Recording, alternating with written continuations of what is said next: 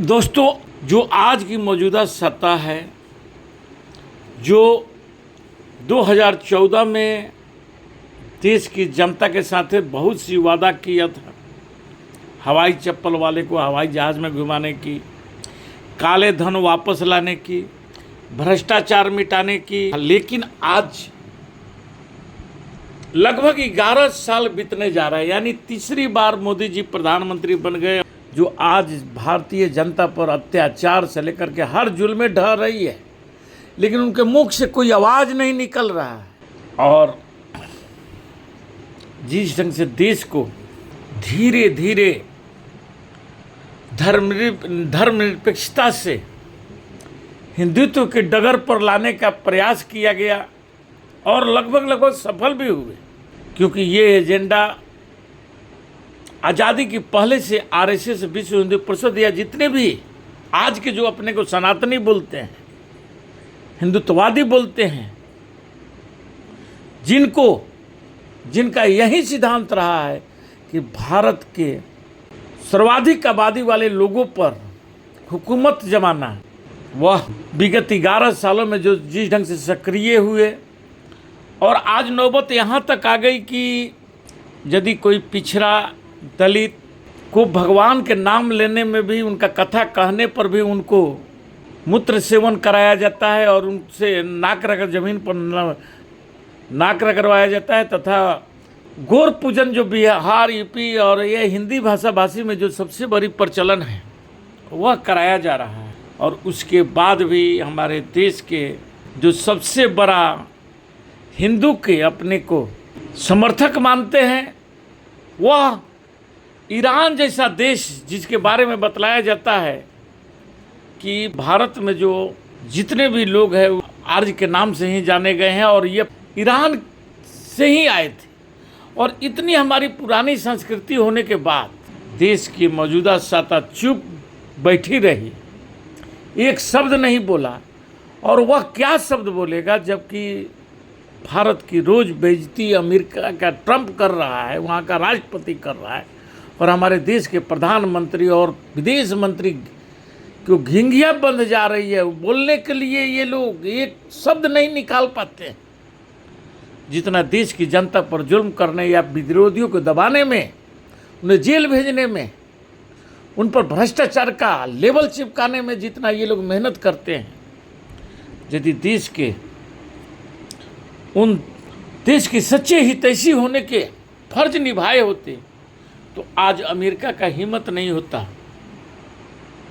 जो बार बार भारत का बेइज्जत करता है। यानी वह भारत का नहीं, प्रधानमंत्री मोदी का करता है, लेकिन हमारे देश का प्रधानमंत्री मोदी है।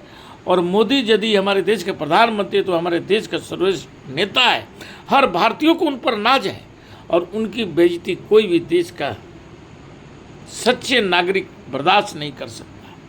लेकिन हमारे मोदी जी, वे आपको 400 साल पहले और 40 साल आगे की बातें में उलझाए रखना चाहते हैं, क्योंकि उनके पास वर्तमान में कुछ कहने को है ही नहीं।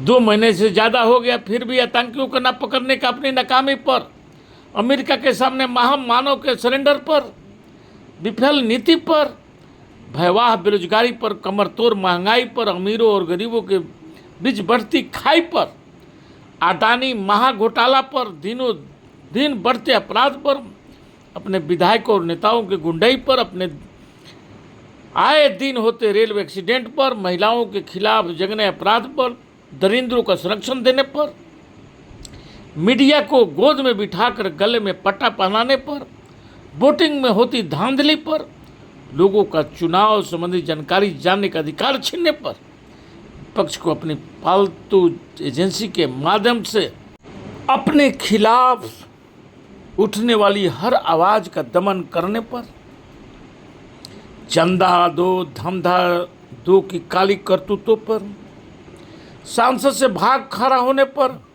हर जिम्मेदारियों से मुंह मोड़ने पर, अपने भौरे भद्दे भाषणों पर, इस लगातार नफरत की आग भड़काने पर, या कोई बात कर ही नहीं सकते। इसलिए सिर्फ भूत और भविष्य की बात करते हैं। आज और अभी से इनका कोई लेना देना नहीं है। 11 साल से देश को झुनझुना बजाने के अलावा इन्होंने दिया क्या? बेरोजगार युवा, शिक्षित बेरोजगार युवा सड़कों पर भटक रहे हैं।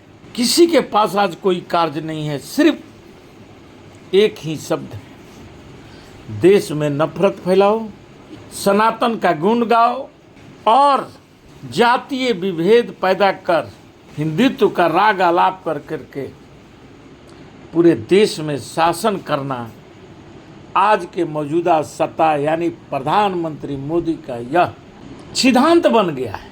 और इसके लिए पूरा देश नहीं, पूरा विश्व अचंभित है। आज आप देख रहे होंगे कि पूरे सीईओ का मीटिंग हुआ, वहाँ राजनाथ सिंह जी जिस ढंग से बात कर रहे हैं और बोल रहे हैं कि मैंने जिसको सबक देना है उनको सबक दे दिया, लेकिन पाकिस्तान का एक बार नाम नहीं लेते। मोदी जी जैसे भव्य और भस्म का सिद्धांत होता है, वैसे ट्रंप का नाम लेने में घबराते हैं।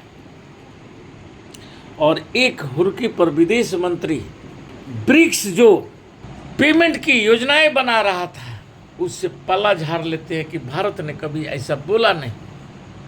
और जिसके चलते सीईओ से लेकर के ब्रिक्स में इनकी अवहेलनाएं हो रही है, क्योंकि ब्रिक्स में ना कश्मीर आपका रूस जा रहा है, नहीं चीन का राष्ट्रपति जिनपिंग जा रहे हैं, नहीं रशिया का पुतिन जा रहे हैं। यानी ब्राज़ील और भारत के प्रधानमंत्री मोदी के गुनाहों की सजा पूरे ब्रिक्स के सदस्य को भुगतना पड़ेगा।